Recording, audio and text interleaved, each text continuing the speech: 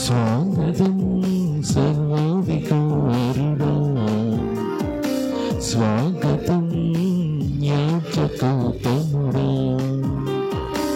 స్వాగతం సర్వాధికారుడా, స్వాగతం యాజకోత్తముడా, సుస్వాగతం స్తుతిపాత్రుడా, ఘన స్వాగతం మహిమ స్వరూపుడా, సుస్వాగతం స్తుతిపాత్రుడా, ఘన స్వాగతం మహిమ స్వరూపుడా.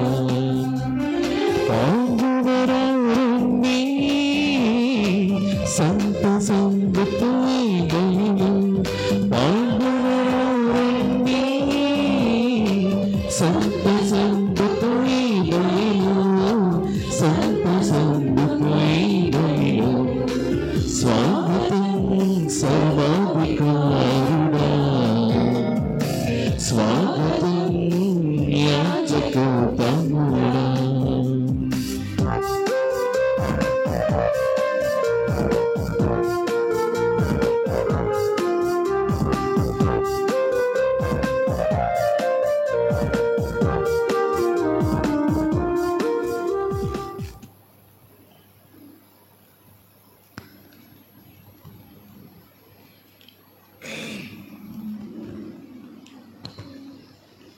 Good morning everybody.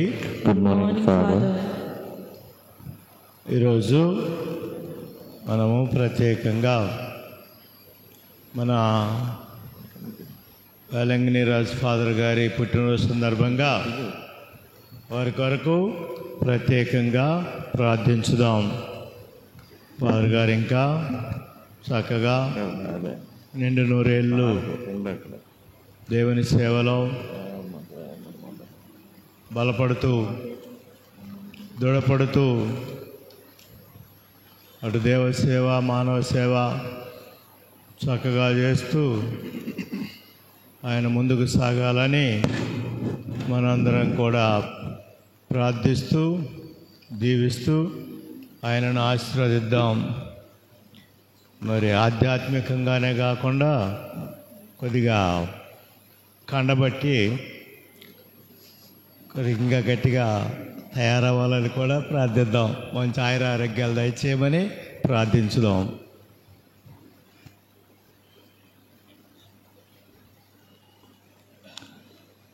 నేటి దివ్య పూజ బలులు డి లక్ష్మి ఐసీయూలో సీరియస్గా ఉన్నారు.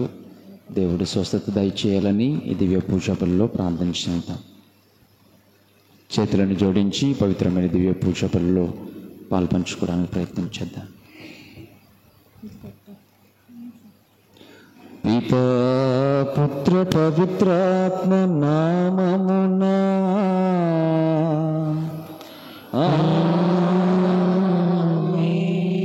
మన ప్రభు అయిన యేసుక్రీస్తు కృప, సర్వేశ్వరుని ప్రేమ, పవిత్రాత్మ సహవాసము మీ అందరితో ఉండును గాక. మీ ఆత్మతో క్రీస్తునాథుని ప్రియ సహోదరి సహోదరులారా, మనము 32వ సామాన్య ఆదివారంలోనికి ప్రవేశిస్తూ ఉన్నాం. నేడు పట్టణాలన్నీ కూడా మొదటి పట్టణము సువిశేష పట్టణంలో 2 విధవరాండ్ల గురించి మనం వింటూ వారి త్యాగము, వారు కనబరిచినటువంటి వారికున్నటువంటి సమస్తమును దేవునికి త్యాగము చేయడం అనేటువంటి ఉదారత్వము గురించి రోజున మనము ఆలకించబోతూ ఉన్నాం.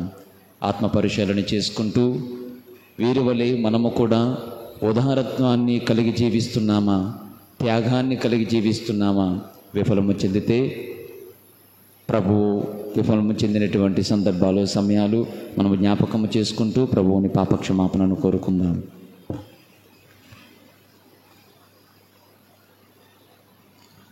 సర్వశక్తి గల సర్వేశ్వరుని చెంతను సహోదరి సహోదరులారా, మీ చెంతను నా పాపములను ఒప్పుకొనుచున్నాను.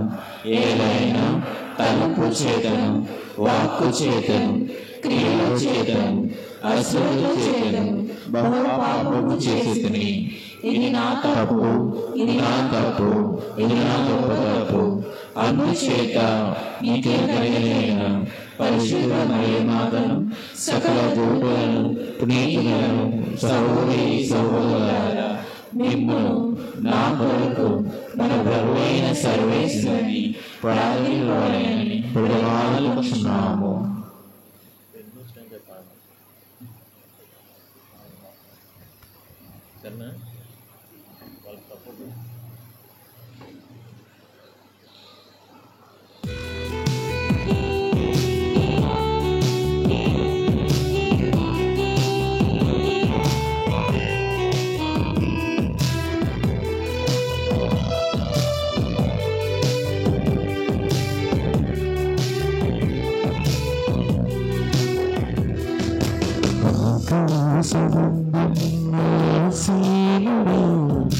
నీ పుట్టుకములెత్తి చూసాను, నేను నీ పుట్టుకములెత్తి చూసాను.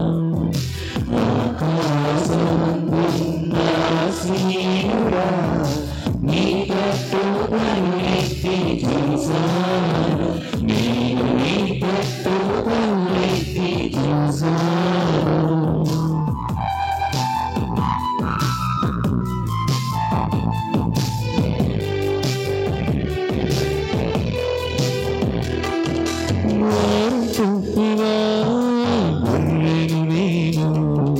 వారి తెలియక పెరుగుతున్నాను, వారి తప్పిన గొర్రెను నేను, వారి తెలియక పెరుగుతున్నాను.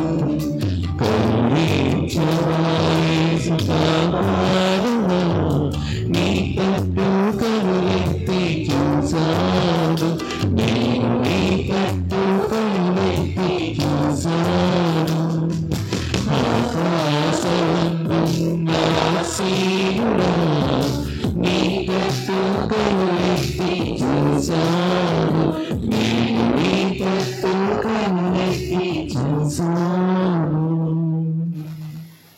సర్వశక్తిగల సర్వేశ్వరుడు మనకు దయచూపి మన పాపములను మన్నించి మనకు నిత్య జీవము దయచేదురుగాక. ఆమేన్.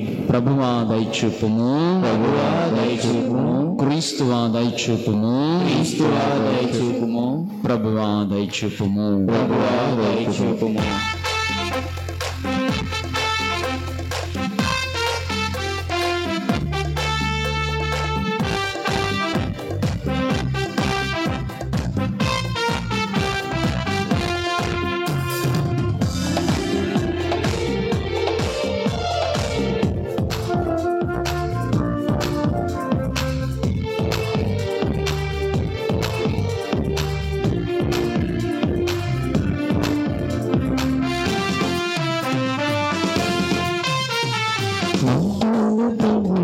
దేవునికి మహిమా కలుగుగాక.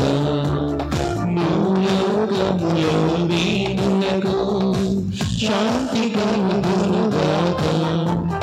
మహోన్నతముగా దేవునికి మహిమా కలుగుగాక.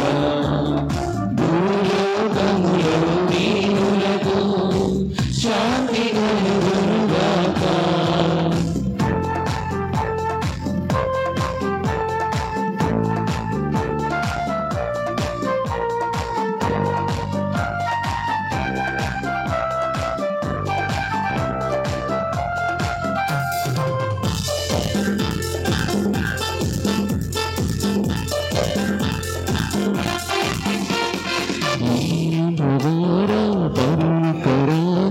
శక్తి సంపన్న పొగరుగను, నిన్ను పొగరుగను, నీ దానే కోరగను. ఏలినవార పరలోక రాజా, శక్తి సంపన్న, నిన్ను పొగరుగను, నీ దయనే కోరగను.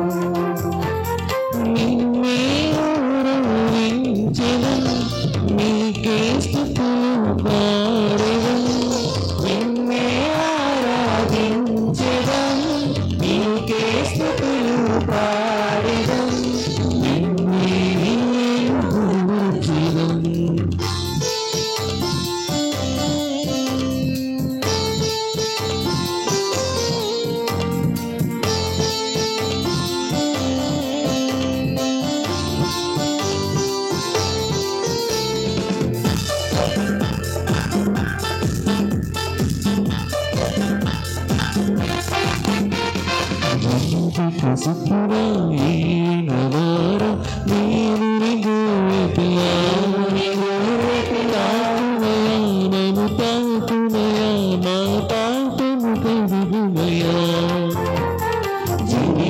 సుతుడా ఏలిన వారా దేవుని గొర్రె పిల్ల ఆగుమయా మమ్ము తాకుమయా మా పాపము కడుగుమయా నిన్నే ఆరాధించెదం నీకే స్తుతులు పాడెదం నిన్నే ఆరాధించెదం నీకే స్తుతులు పాడెదం నిన్నే గౌరవించెదం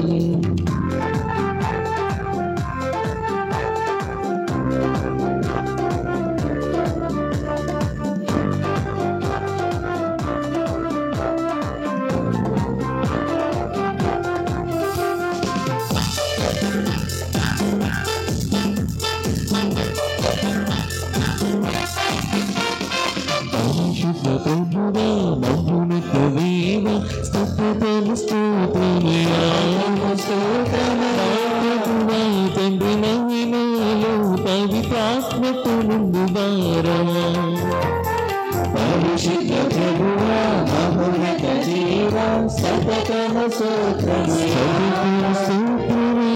ప్రభువా తండ్రి మహిమలో పవిత్రాత్మతో నిండువారమా నిన్నే ఆరాధించెదం నీకే స్తుతులు పాడెదం నిన్నే ఆరాధించెదం నీకే స్తుతులు పాడెదం నిన్నే ఆమేన్ ఆమేన్ ఆమేన్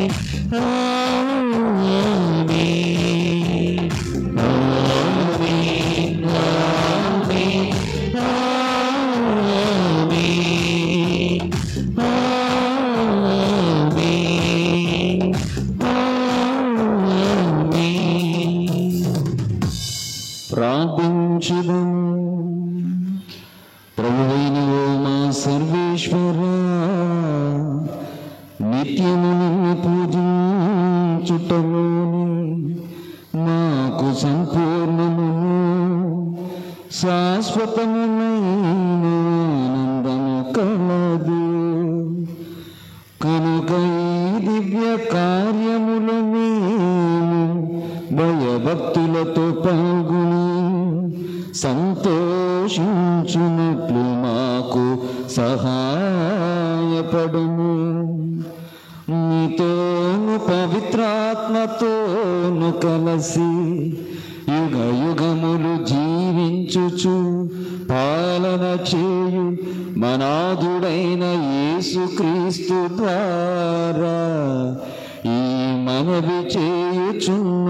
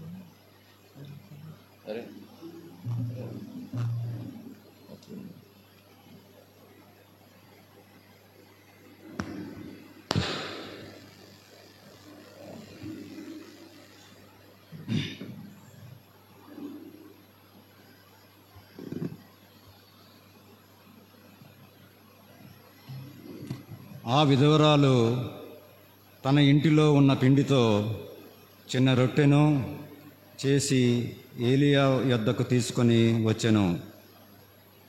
మొదటి పట్టణము రాజుల మొదటి గ్రంథము 17వ అధ్యాయము 10 నుండి 18 వచనములు.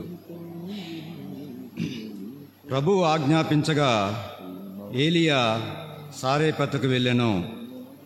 అతడు నగర ద్వారమును చేరుకున్నప్పటికీ అక్కడ ఒక విధవ పోయిలోనికి పుల్లలేరుకొని చుండెను. ప్రవక్త ఆమెతో, అమ్మా, చెంబుతో కొంచెం నీళ్లు తీసుకొని రమ్ము అనెను. ఆ విధవ వెళ్ళబోవుచుండగా మరలా అతడు ఆమెను పిలిచి కొంచెం రొట్టెని కూడా తీసుకొని రమ్మని చెప్పాను. ఆమె ఏలియాతో, సజీవుడైన యావే తోడు మా ఇంట తయారైన రొట్టె ఏమీ లేదు. కుండలో కొంచెం పిండి, పాత్రలో కొంచెం నూనె మాత్రమే ఉన్నవి. నేనిక్కడ 2-3 పుల్లలేరుకొనుటకు వచ్చి తిని ఆ గుప్పిడి పిండితో రొట్టె కాల్చుకొని నా కుమారుడు నేనిప్పటికి తిందము. ఆ మీదట ఆకలితో ప్రాణములు విడుతము. నేను ఏలియా ఆమెతో, అమ్మా, నీవు విచారింపవలదు. నేను చెప్పినట్లే నీవు పోయి రొట్టె కాల్చుకొని వచ్చును. కానీ మొదట మీ ఇంటనున్న పిండితో చిన్న రొట్టెను చేసి నాకు పెట్టుము.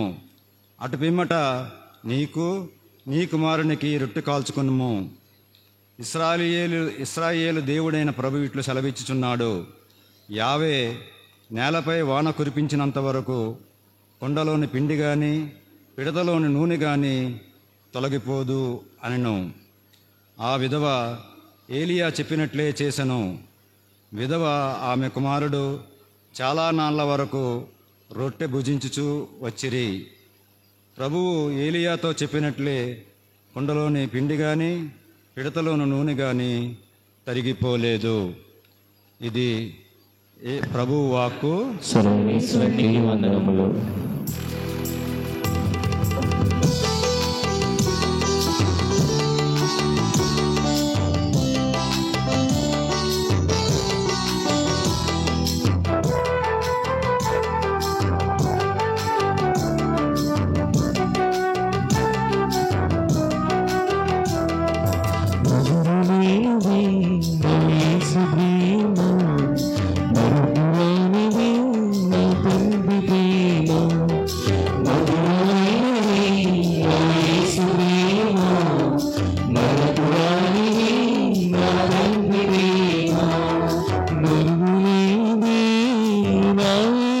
ప్రేమ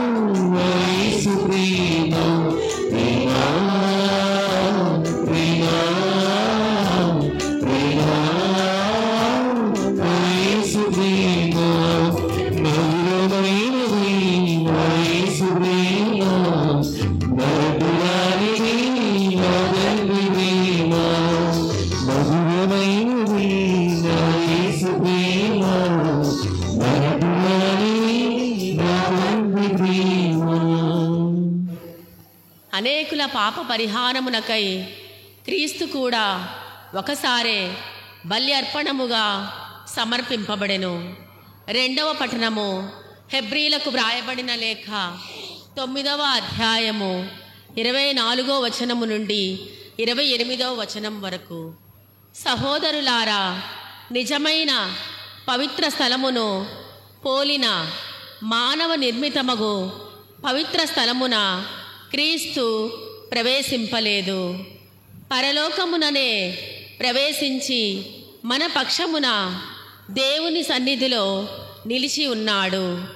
యూదుల ప్రధాన యాజకుడు జంతు రక్తముతో పవిత్ర ప్రదేశములోనికి ప్రతి సంవత్సరము ప్రవేశించును.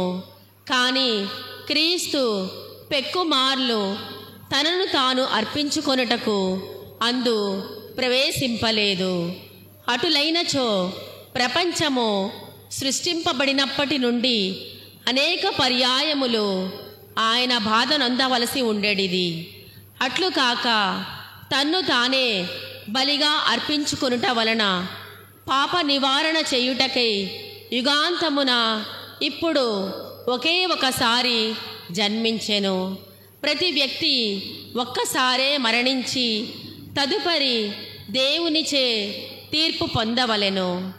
అదే విధముగా అనేకుల పాప పరిహారమునకై క్రీస్తు కూడా ఒకసారే బల్యర్పణముగా సమర్పింపబడెను.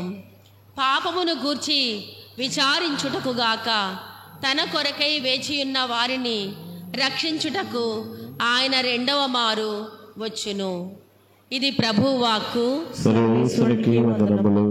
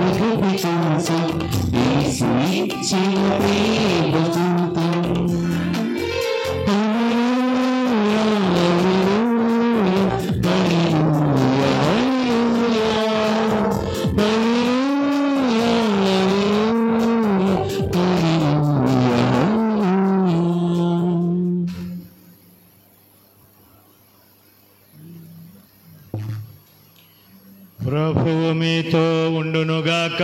మీ ఆత్మతో ఉండునుగాక. పునీత మార్కు రాసిన క్రీస్తు సువార్తలోని భాగము. ప్రభువా మీకు మహిమ కలుగును గాక.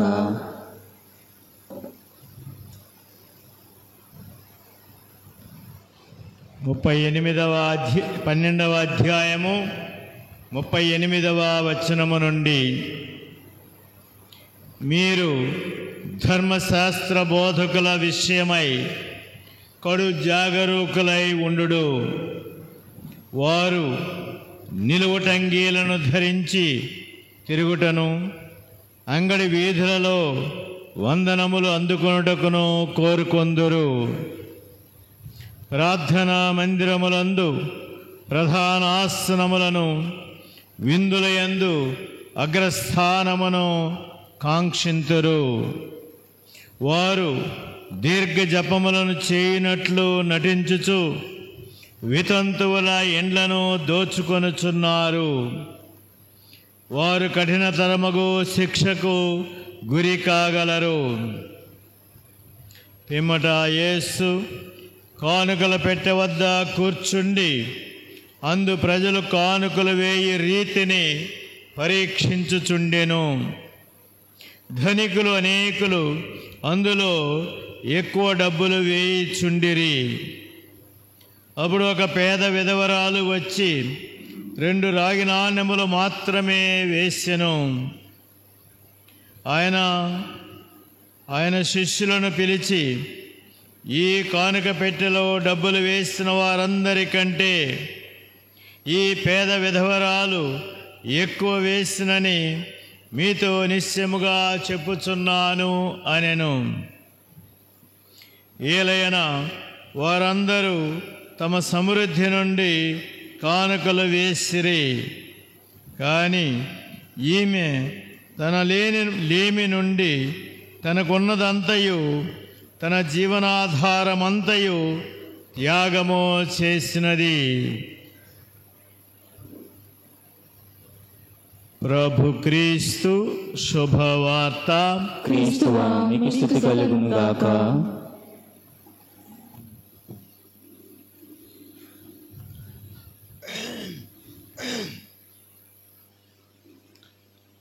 ప్రభునందు ప్రియులారా, మొట్టమొదటిగా మీ అందరి తరపున, నా తరపున మన వేలంగినీరాజ్ ఫాదర్ గారికి మరొకసారి జన్మదిన శుభాకాంక్షలు, ఆశీస్సులు అందిస్తూ ఉన్నాను. Happy birthday father.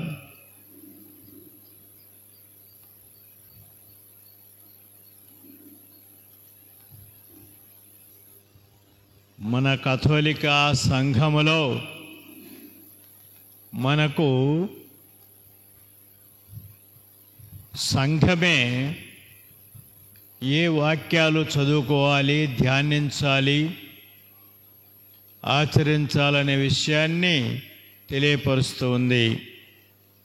ఇప్పుడు మిగతా మన క్రైస్తవ సహోదరులైతే ఏ పాస్టర్ గారు తనకు నచ్చినటువంటి ఒక వాక్యాన్ని తీసుకొని అక్కడ బోధిస్తూ ఉంటారు. మనకు ఆ ఛాయిస్ లేదు. మనము మన తల్లి సంఘము, మన పెద్దలు మనకు ఏర్పరిచినటువంటి వాక్యములనే మనము ధ్యానించుకోవాల్సి ఉంది. అందువల్ల ఒక్కోసారి గురువులకి కొద్దిగా కష్టంగా ఉంటుంది ఒక్కొక్కసారి, అయినా తప్పదు. ఇంకొక విషయం మనం పరిశీలిస్తే, మనము ఈ ఆదివారం వాక్యాలని మామూలుగా చదువుకుంటే ఒక రకమైనటువంటి అర్థము, భావము, ఆలోచన ఉంటుంది. కానీ మన ఆదివారము వచ్చినప్పుడు మనకి ఎల్లప్పుడూ కూడా మొదటి పఠనానికి, సువార్తకి కొంచెం దగ్గర సంబంధం ఉంటుంది. ఇంచుమించు ఒకే విషయం గురించి అక్కడ మనకు తెలియపరచబడుతూ ఉంటుంది. ఒక్కొక్కసారి ఏం జరుగుతుందంటే, మొదటి పఠన ప్రభావము సువార్త మీద, సువార్త ప్రభావం మొదటి పఠనం మీద పడి కొన్నిసార్లు వేరే విషయం గురించి మనకు కనపడుతూ ఉంటుంది. ఈరోజు ఉదాహరణకు మనం తీసుకున్నప్పుడు వాస్తవానికి ఏమిటి, రెండిటిలో కూడా మనకు విధవరాండ్ర గురించి, వారి ఔదార్యం గురించి, ఉదారత్వం గురించి, త్యాగం గురించి సూక్ష్మంగా ముఖ్యంగా ఉంది. కానీ వీటిని మనము వేరువేరుగా తీసుకొని ఉంటే కొంత అర్థం మారిపోతుంటుంది. ఉదాహరణకు ఈరోజు మొదటి పట్టణాన్ని, దాని నేపథ్యాన్ని మనం తీసుకుంటే మనకు వేరే అర్థం వస్తుంది. ఏమిటంటే, ఈ పక్క ఏలియా ప్రవక్త కాలములో, ఆయన కాలములో యూదా సామ్రాజ్యాన్ని, యూదా రాజ్యాన్ని ఆహాజు రాజు పరిపాలిస్తూ ఉన్నాడు. ఆహాజు రాజు అన్యురాలైనటువంటి యెజబెలును వివాహం చేసుకున్నాడు. అందువల్ల ఏం జరిగిందంటే, ఈయన ఆమెను సంతృప్తిపరచడానికి ఆమె దేవతలకి, ఆమె యొక్క మతాన్ని కానీ, విశ్వాసాన్ని కానీ, నమ్మకాన్ని కానీ వదిలిపెట్టలేదు. ఈ రోజుల్లో అనేక మంది మనం అన్య స్త్రీలను, అన్య పురుషులను వివాహం చేసుకున్నప్పుడు ఇదే పరిస్థితి మనకు కనపడుతూ ఉంది. కేవలం ఎవరో కొద్దిమంది మాత్రమే సంపూర్ణంగా మన యొక్క మతాన్ని అంగీకరిస్తారు. కానీ చాలామంది చేసే పని ఏమిటంటే, వాళ్ళతో పాటు వాళ్ళ మతాన్ని, వాళ్ళ నమ్మకాలని, వాళ్ళ సిద్ధాంతాలని తీసుకుని వచ్చి కొన్నిసార్లు అవే పాటిస్తుంటారు. లేక కొన్నిసార్లు ఏం చేస్తారంటే అవి కలిపి కలగోరగంపజేస్తూ ఉంటారు. ఇక్కడ ఆహాజు రాజు కూడా ఏం చేశాడంటే, ఆ యెజబెలు రాణి కోసము, అదిగో మనము వాక్యంలో చదివితే, అంతకుముందు ఈరోజు పట్టణానికి ముందు వాక్యం చదివితే, ఆయన అన్య దేవతలకు ఇదిగో ఈ విధంగా ప్రార్థనా మందిరాలు, స్తూపాలు కట్టించినట్లుగా మనకు అక్కడ కనపడుతుంది. ఇప్పుడు మనము ఈ వాక్యాన్ని దానంతరది, అంటే సువార్తతోటి కలపకుండా మనము ఆలోచిస్తే, ధ్యానిస్తే మొట్టమొదట మనకు కనపడే విషయం ఏమిటంటే, ఈ బాలుదేవత, యెజబెలు రాణి యొక్క దేవత బాలుదేవత. ఈ బాలుదేవత వాళ్ళు నమ్మినట్టు ప్రకారము ఈ బాలుదేవత దేనికి గుర్తు, లేక దేనికి ప్రాముఖ్యము అంటే, ఆ దేవత వర్షానికి, తుఫాన్లకి, తర్వాత ఫెర్టిలిటీ గాడ్ అంటే మన సంతానం ఇచ్చేటటువంటి దేవతగా వాళ్ళు నమ్మారు, విశ్వసించారు. ఇప్పుడు ఇక్కడ ఈ బాలుదేవతను కొలుస్తూ ఉన్నాడు. రాజు కొలుస్తున్నాడు, రాణి కొలుస్తుంది. అలాగే ప్రజలు కూడా మరి రాజును అనుసరించి యథా రాజా తదా ప్రజ, ప్రజలు కూడా పూజిస్తూ ఉన్నారు బాలుదేవతని. వీరు ఒక ప్రక్క యావేను, మరొక ప్రక్క బాలుదేవతను కూడా పూజిస్తూ ఉన్నారు. కాబట్టి ఇప్పుడు బాలుదేవత దేనికి ప్రాముఖ్యము? వర్షానికి, లేక తుఫాన్లకి, అంటే వాటి ద్వారా, అంటే వానదేవుడు అని చెప్పవచ్చు. వానకు గుర్తు. ఆ దేవత వలన, బాలుదేవత వలన వర్షం కురుస్తుంది అని వాళ్ళు నమ్మారు. ఇప్పుడు ఇక్కడ ఏలియా ప్రవక్త చేస్తున్న పని ఏమిటంటే, ఇదిగో మీరు కొలుస్తున్నటువంటి దేవత సరైనది కాదు, నిజమైనది కాదు అని చెప్పటానికి, యావే ప్రభువే నిజమైన దేవుడు అని చెప్పటానికి, ఇదిగో ఇక్కడ కొన్నాళ్ళ పాటు వర్షం పడదు.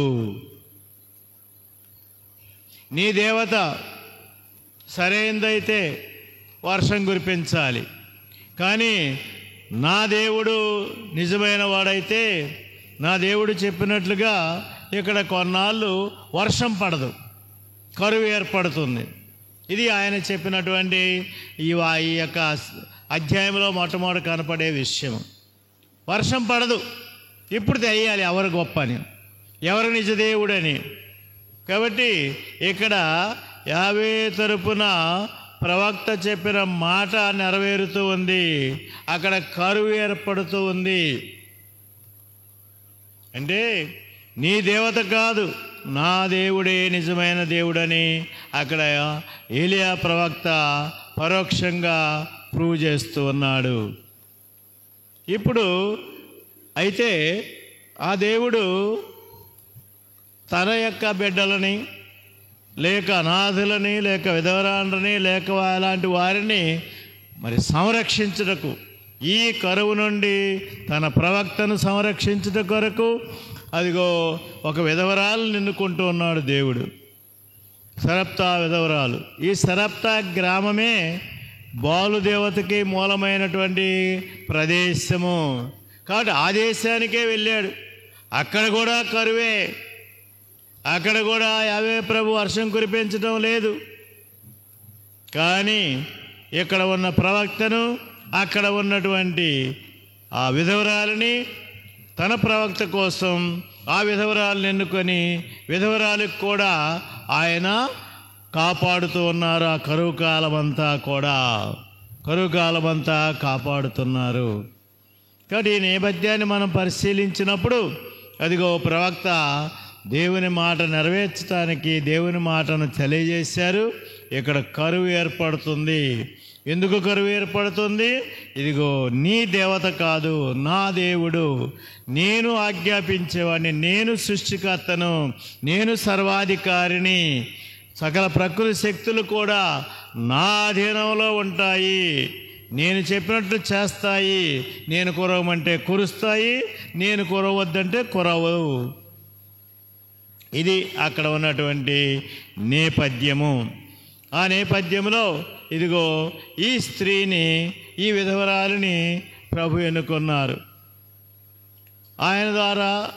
ఆమె ద్వారా తన ప్రవక్తని ఆయన పోషిస్తూ ఉన్నారు. ప్రభునందు ప్రియులారా, ఇక అక్కడ మనం అది ఆగిపోయి మళ్ళీ మనం చూస్తే ఇక్కడ ఆ విధవరాలు ప్రవక్త వెళుతూ ఉన్నాడు, ఆమెను చూస్తూ ఉన్నాడు, ఆమెకి అడుగుతూ ఉన్నాడు. అయితే ప్రభునందు ప్రియులారా, ఇక్కడ మనకెల్లప్పుడూ ఏది చేసినా ఏమి లాభం వస్తుందనే చూసే రకం మనం. ఏ లాభం వస్తుందని చూసే రకం మనం. ఏ త్యాగం చేసినా, ఏ అర్పణ చేసినా, ఏ కానుకిచ్చినా, ఏ దాన ధర్మం చేసినా, ఏ ప్రార్థన చేసినా, ఏది చేసినా మనము ప్రతిఫలాపేక్షతో చేయటమే. ఇక్కడ అదే కొంత కనపడుతూ ఉంది. అదిగో ఆ అమ్మకు ప్రవక్త ఇది జరుగుతుంది, నీకు ఏమీ లోటు ఉండదు. మరి ఆ అమ్మ ఆ మాటలు నమ్మిందో లేదో మనకు తెలియదు. ఎందుకంటే ఆ విధవరాలకి ఈయన ఎవరో సరిగా తెలియదు. ప్రేరణ వల్ల మాత్రమే కనపడుతుంది. ఆమె ఎవరో ఈయనకి తెలియదు, ఈయనెవరో ఆమెకు తెలియదు. కానీ ఆయన చెప్పిన మాటలను నమ్ముతుంది. కానీ ఇక్కడ ముఖ్యమైన విషయం ఏంటంటే ఆ అమ్మ త్యాగానికి, ఆ అమ్మ విధేయతకు, ఆ అమ్మ యొక్క ఆ ప్రేమకు ప్రతిఫలం లభిస్తుందని చెప్తున్నాడు.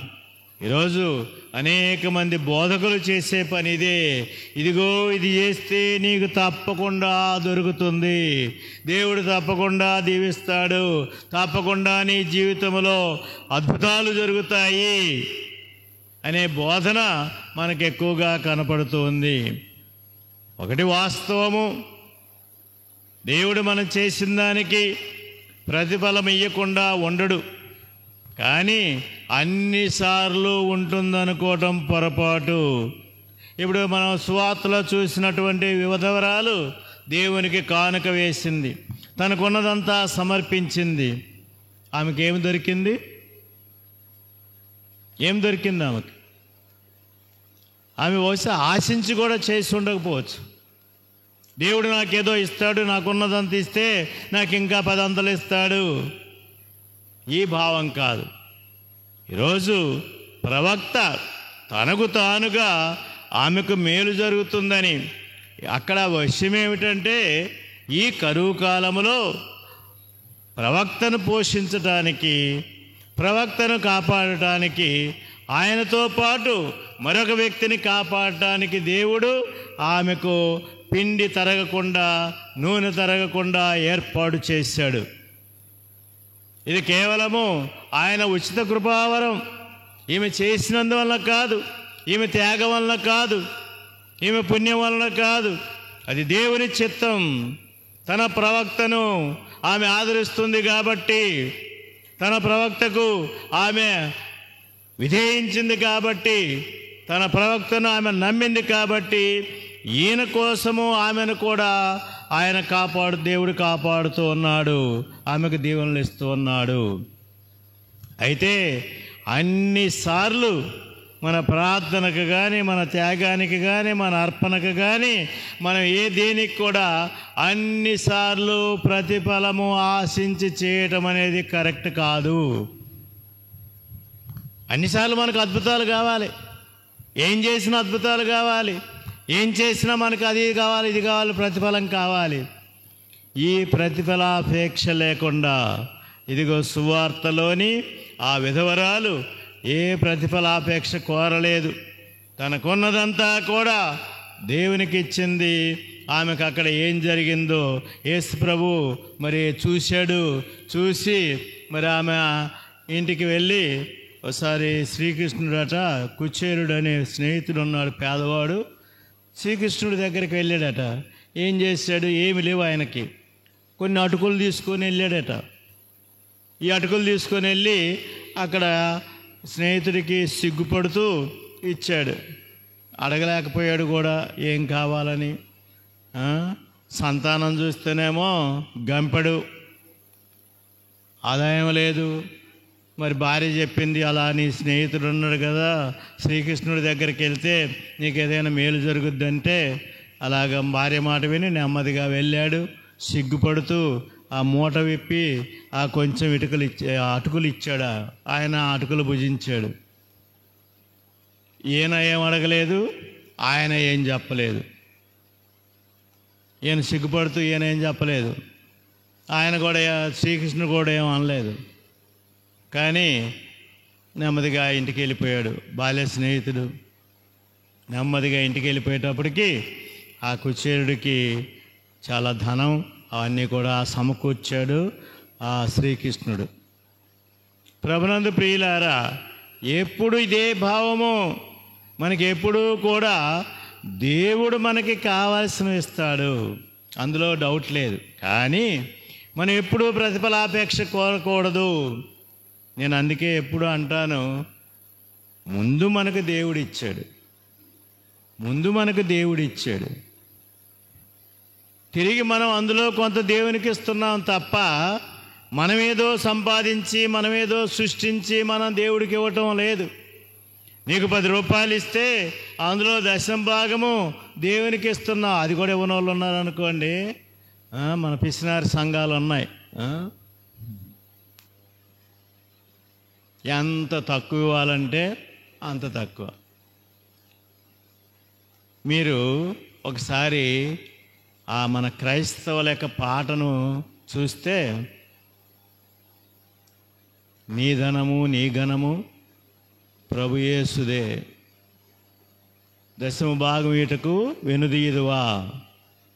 మన కథోలిక అర్పణ పాటలు ఎలాగుంటాయి? ఏముంది, ఏమి లేదు, నేనేమి ఇస్తాను, నా పేద కానుక, నా దరిద్రపు కానుక, నాకేముంది. ఇది మన పాటలు. వాళ్ళ పాటలు అయితే నీ ధనము నీ ఘనము ప్రభు యేసుదే, 10% వీటికి ఎందుకు వెనుకాడతావని వాళ్ళు చెప్తారు, వాళ్ళు పాడతారు. మనకేమో ఏముంది, నిరుపేదరాలని, నా కానుక, నా పిచ్చుక, నా రాగి నా అన్నము. నేను ఒక ఊరిలో ఉన్నప్పుడు ఒక హిందువుడు మన గుడి ముందు, మన బయట కాంపౌండ్ బయట ఒక కొట్టు ఉంటుంది. హిందువుడు ఏం చేస్తారట, మన వాళ్ళు అక్కడికి వెళ్ళి చిల్లర అడుగుతారు. ఈ చిల్లర అడిగి అప్పట్లో ఏ నాణ్యం అయితే అన్నిటికంటే తక్కువ ఉంటుందో ఆ నాణ్యాలు మార్చుకొని ఆ నాణ్యాలు వచ్చి గుళ్ళో వేస్తారట. ప్రభునందు ప్రియులారా, ఇది మన కథోలిక తత్వం. మన కథోలిక తత్వం ఏంటంటే, అదిగో ఆమె 2 కాసులు వేసింది, నేను కూడా 1 కాసు వేస్తాను. కనీసం ఆ 2 వేసింది. మనం ఏమంటాం? ఈ 1 కాసు వేసి సంకలు గుద్దుకుంటాం. ఎంత తక్కువ వీలైతే అంత తక్కువ. ఈరోజు 650 కుటుంబాలకి 222 కుటుంబాలు వేదవ్యాపక చందా. మనకి అంతోని వారి పండక్కి కూడా మరి 650 కుటుంబాలకి మన వాళ్ళు ఇచ్చేది ఎంత? 200 చిల్లర ఇస్తారు. 222 కుటుంబాలు 2,21,610 రూపాయలు ఈరోజు మనం ఇచ్చింది. కానీ నాకు సంతోషమే. ఇచ్చారు. ఇచ్చిన వాళ్ళు ఉదార స్వభావంతోటి మంచి మనసుతోటి చక్కగా ఇచ్చారు. నేను ఆనందిస్తున్నాను. నేను వారందరినీ కూడా పూర్ణ మనసుతోటి, నిండు మనసుతోటి వాళ్ళందరికీ నా ఆశీర్వాదాలు ప్రసాదిస్తూ ఉన్నాను. 2,21,610 రూపాయలు. కానీ విషయం ఏమిటి? 650కి 222 నిన్నటికి. అంటే ఏంటి? మన కథోలికులకి ఇచ్చే అలవాటు లేదు. ఇప్పుడెప్పుడు నేర్చుకుంటున్నారు అనుకోండి, సంతోషం. నిన్న జాన్ ప్రకాష్ ఫాదర్ గారు, మీరు బాగా చెప్తున్నారండి. ఇంకొక ఆయన అంటాడు, ఇలాగైనా మీరు బాగా డబ్బులు సంపాదిస్తున్నారు మారానిపేటలో సీతమ్మదారిలో అని ఇంకొక ఆయన అన్నాడు. నాకు మొఖమాట వండి డబ్బుల గురించి చెప్పడం అంటున్నారు జాన్ ఫాదర్ గారు. మన కథోలిక గురువులు మొదటి నుంచి కూడా ఈ మొఖమాటంతో డబ్బుల గురించి చెప్తే ఏమనుకుంటారు? ఇక్కడ కూడా మన వాళ్ళు ఉన్నారు కదా, ఎప్పుడు డబ్బుల గురించే మాట్లాడుతున్నాడు. అవును, నా పిల్లలను పోషించుకోవడానికి డబ్బులు ఇవ్వమని మిమ్మల్ని పదే అడుగుతున్నాను.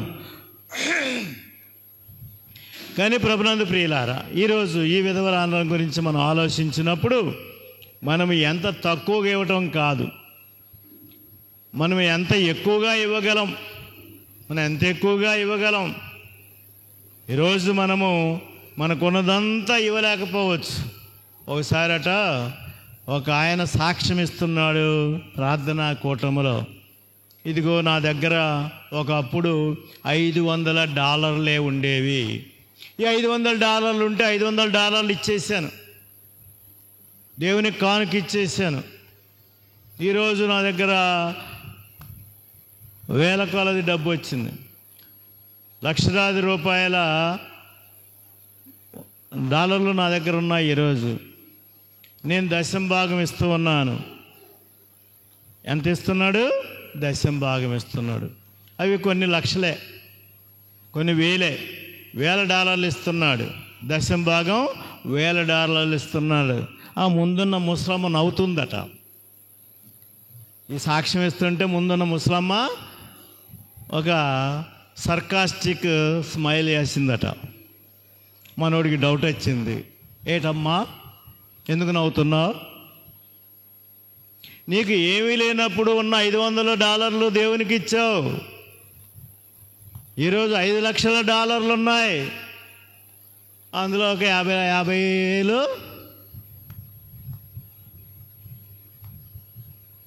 అర్థమైందా? ఆ రోజు 500 ఉంటే 500 ఇచ్చేసాడు, దేవుడు దీవించాడు. ఇప్పుడు గొప్ప ధనవంతుడు అయ్యాడు. ఇప్పుడు ఏం చేస్తున్నాడు? $5 లక్షల సంపాదిస్తుంటే 500 లేకపోతే $5,000 ఇస్తున్నాడు. ప్రభునందు ప్రియులారా, నిజమే, సమస్తము మనం ఇవ్వలేం. ఇవ్వాల్సిన అవసరం కూడా లేదు. కానీ ఎంత ఉదార స్వభావంతో ఇస్తున్నాం అనేది ముఖ్యం. ఆ అమ్మ 2 కాసులు ఇచ్చేది కాబట్టి మనం కూడా 2 పైసలు ఇద్దాం, 2 రూపాయలు ఇద్దాం. నేను మళ్ళా చెప్తున్నాను, మీరు తిట్టుకోండి, ఏమైనా అనుకోండి, నాకేం భయం లేదు. ఉన్నమాట వాస్తవము. ఈరోజు 1000 లక్షలు సంపాదించుకుంటూ మినిమం ఇస్తూ ఉన్న వారికి నేను మరొకసారి హెచ్చరిక చేస్తున్నాను, దేవుని నామాన బీ జనరస్. ఈరోజు ఎందుకు మనం ఈ కానుకలు ఇవ్వాలి? 1, ప్రేమ. కయనుడు, ఆబేలుడు కానుకలు ఇచ్చారు. అప్పుడు ఏ చట్టము లేదు, ఎవ్వడు చెప్పలేదు, దేవుడు చెప్పలేదు, ఏ చట్టము లేదు, ఏ రూలు లేదు, ఏదీ లేదు. కానీ వారిద్దరు కూడా కానుక ఇచ్చారు దేవునికి. ఎందువల్ల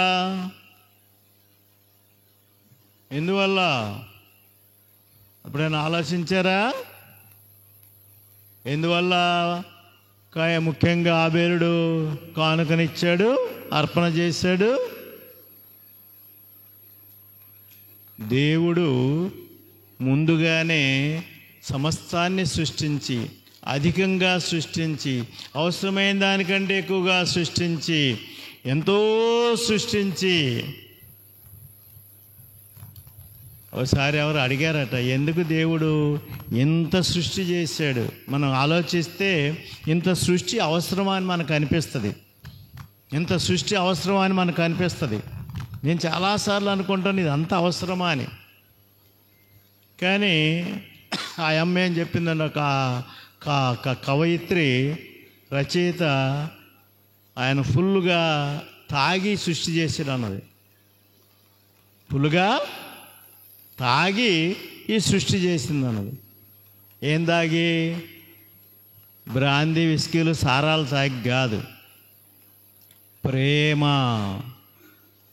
ఆ ప్రేమ వలన, ఆ ప్రేమలో ఏమిస్తున్నాడో, ఏం చేస్తున్నాడో, ఎంత అధికంగా ఇస్తున్నాడో, ఎంత ఉదారంగా ఇస్తున్నాడో, ఎంత గొప్పగా ఇస్తున్నాడో ఉంది. బహుశా నా దృష్టిలో ఈ ఆబేలుడు ఆ దేవుని ప్రేమను గుర్తించి, ఎవడు చెప్పకపోయినా, ఏ చట్టము లేకపోయినా, తనకు తానుగా దేవునికి, ఆ దేవుని ప్రేమను గుర్తించిన వాడు తిరిగి ప్రేమతో సమర్పిస్తున్నాడు. తిరిగి ప్రేమతో సమర్పిస్తున్నాడు. ఇది అసలు శిశులైన నిజమైన దేవునికి కానుక. ఆ ప్రేమతో ఇచ్చేది. టైం ఎక్కువ లేదు. 2వది కృతజ్ఞతతో మందలు కాస్తూ ఉన్నాడు. ఈ మందలు అవి ఎలాగా గర్భం ధరిస్తున్నాయో, ఆ గర్భంలో ఆ పిల్ల ఎలా పెరుగుతుందో, ఆ గర్భం నుంచి అది ఎలా ప్రసవిస్తుందో, ఈ యొక్క మేకలకి, మందలకి గడ్డి కావాలి. ఆ గడ్డి కావాలంటే దేవుడు వర్షం కురిపించాలి. ఆయన కురిపించాడు. ఈ మేకలు బాగా, ఈ మందలు బాగా పెరిగాయి, దేవుని కృప వలన బాగా పెరిగాయి. కాబట్టి ఏం చేస్తున్నాడు? కృతజ్ఞతతో ఇస్తూ ఉన్నాడు. ప్రేమతో, కృతజ్ఞతతో ఇచ్చేది నిజమైన కానుక, అసలు శిశులైన కానుక. ఇక్కడ ప్రేమ, కృతజ్ఞత ఏం చేస్తాయంటే లెక్కెట్టవు.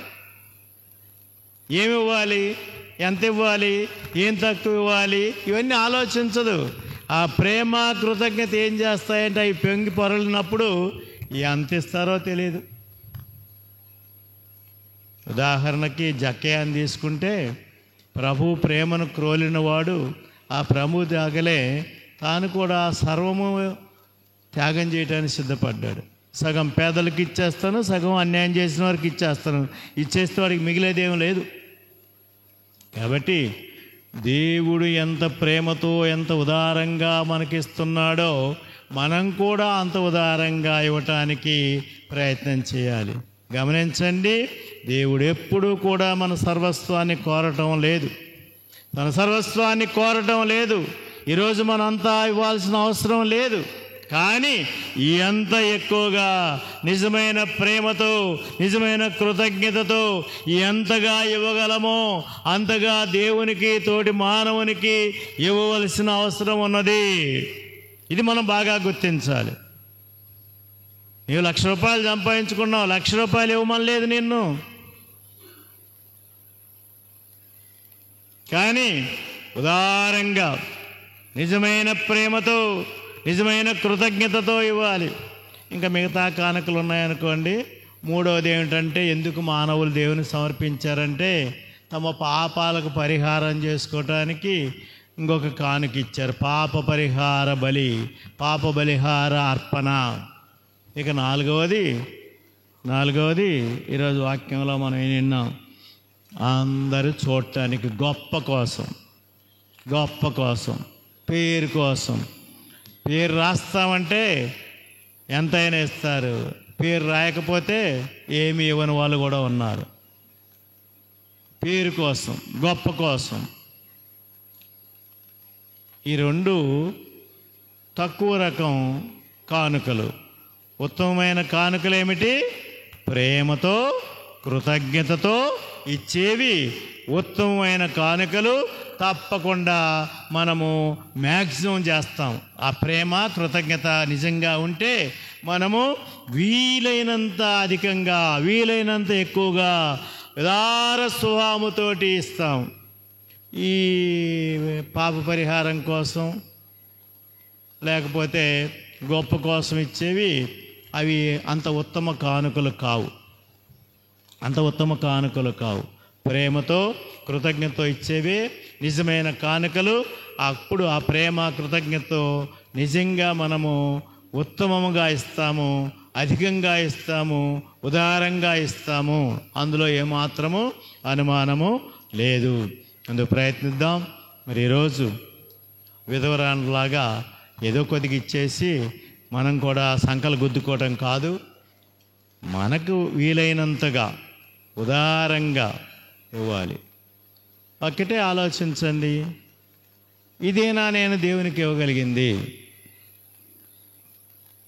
ఇదేనా నేను ఇతరులకు సహాయం చేయగలిగింది? ఆ ఒక్క మాట మనం ఆలోచించుకుంటే మన పరిస్థితిని బట్టి, మన ఆర్థిక పరిస్థితిని బట్టి, మన సమస్యలను బట్టి, మన అవసరాలను బట్టి మనం ఆలోచించుకుంటూ ఒక ప్రక్క, రెండవ ప్రక్క వీలైనంత మనం చేయటానికి మరొక్కసారి మనవి చేస్తున్నాను. ఏదో దేవుడు మళ్ళా చేస్తాడు, నేను 10 రూపాయలు ఇస్తే నాకు 100 రూపాయలు ఇస్తాడు అనే ఆలోచన ప్రక్కన పెట్టండి. అది దేవుడు ఎలాగో తను చేసే పని తాను చేస్తాడు, చేసినా చేయకపోయినా. ఈరోజు రెండవ విధవరాలకి, సువార్తలోని విధవరాలకి ఏం చేశాడో అక్కడ యేసు ప్రభు వెళ్ళి, అదిగో శ్రీకృష్ణుడిలాగా ఆ కుచేలుడికి ధనం ఇచ్చినట్టుగా ఈ యేసు ప్రభు ఆ విధవరాలు ఇంటికి వెళ్ళేటప్పటికి ఆమెకి గొప్ప ధనం చేకూర్చినట్టుగా ఏమి లేదు. చూశాడు, మెచ్చుకున్నాడు, అంతే. ఏమి ఇచ్చుండడు. యేసు ప్రభు ఏం అద్భుతం చేస్తున్నాడు ఆ ఇంటికి వెళ్ళి. లేకపోతే ఇక్కడుండి కుచేలుడు అక్కడుండి ద్వారకలో ఉండి కుచేలుడికి గొప్ప ధనం ఇచ్చాడట. మరి యేసు ప్రభు అలా చేయలేదు. చేసి ఉండరు. మెచ్చుకున్నారు, మంచి పని చేశారన్నారు, కానీ ఆమెకేం అద్భుతం చేసి ఉండరు. మనకి తిరిగి మనకు వస్తుందనే ఆలోచనతో కాకుండా దేవుడు మనకిచ్చాడు కాబట్టి ఇదిగో మనం చేస్తాము. నాకు 10 రూపాయలు ఇచ్చాడు కాబట్టి దేవునికి 1 రూపాయి కానుకిస్తాను, ఇంకొక రూపాయి నా తోటి వారికి నేను సహాయం చేస్తాను. మినిమం వీలైతే 2 రూపాయలు, అక్కడ 2 రూపాయలు వీలైతే మనకు నిజంగా ఆలోచించి. అంతేగాని నేను రూపాయి ఇచ్చాను, దేవుడు నాకు మళ్ళీ ఇంకో 10 రూపాయలు ఇస్తాడు, అలాంటి ఉద్దేశాలు పెట్టుకోకండి. వాక్యం కూడా చెప్తుంది, ఉదారంగా ఇచ్చేవాడికి దేవుడు ఉదారంగా ఇస్తాడని వాక్యం కూడా చెప్తుంది. అది సెకండరీ. ఇచ్చినా ఇవ్వకపోయినా, దేవుడు మళ్ళా మనకు చేసినా చేయకపోయినా, మన తోటి వారు తిరిగి మనకు సహాయం చేసినా చేయకపోయినా, మన బాధ్యత మన ప్రేమతో కృతజ్ఞతతో మనము ఈ దేవునికి తోటి మానవులకు సేవ చేయటానికి సహాయం చేయటానికి మనం ప్రయత్నం చేద్దాం. ఆమెన్. పరలోకమును భూలోకమును సర్వశక్తి గల పితే అయిన సర్వేశ్వరుని విశ్వసించున్నాను.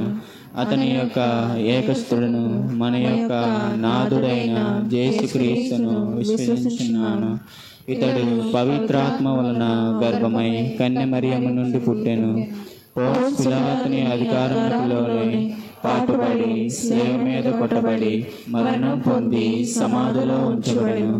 పాతాళమునకు దిగి మూడవ నాడు చనిపోయిన వారి నుండి లేచెను. పరలోకమునకి ఎక్కి సర్వశక్తి గల పితే అయిన సర్వేశ్వరుని కుడి ప్రక్కన కూర్చొని ఉన్నారు. అక్కడ నుండి జీవి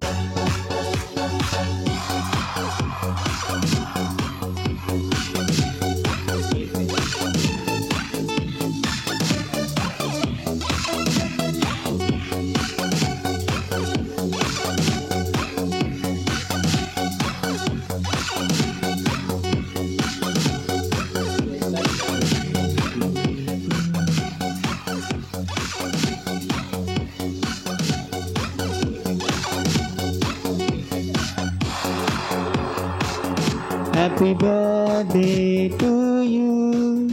Happy birthday to you. Happy birthday, happy birthday, happy birthday to you. Happy birthday to you. Happy birthday to you. Happy birthday, happy birthday, happy birthday to you. May God bless you. May God bless you. May God bless you. Happy birthday to you. Happy birthday to you, Father.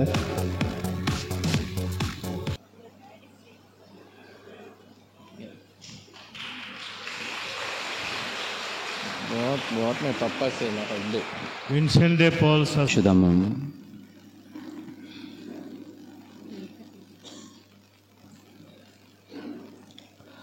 ఓ ప్రభువా, నీ కుమారుని జ్ఞాపకార్థము ఈ దివ్య బలిని సమర్పించితిమి. ఇది మా యందు నీ ఎడల గల భక్తిని అధికము చేయునుగాక. మా ప్రభువైన క్రీస్తు ద్వారా మనము చేయుచున్నాము. ప్రభు మీతో ఉందురుగాక. నీ ఆత్మతో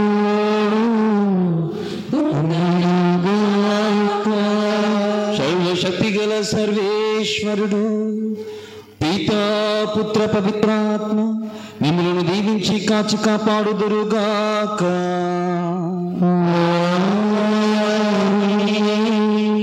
దివ్య పూజా బలి సమాప్తమైనది. క్రీస్తు ప్రేమలో సేవలో జీవించండి.